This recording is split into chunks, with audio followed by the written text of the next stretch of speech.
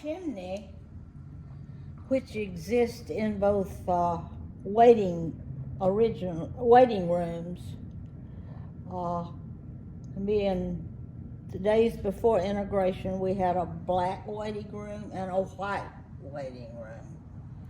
But the brick were encased because of the chalkiness. They were so soft, and when the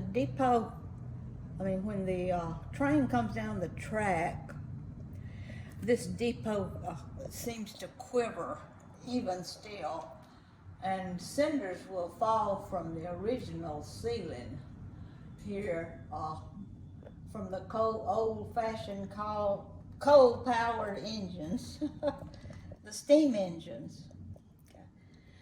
This is a picture here of how the molding was replaced, and a picture here of how the depot was primed and ready.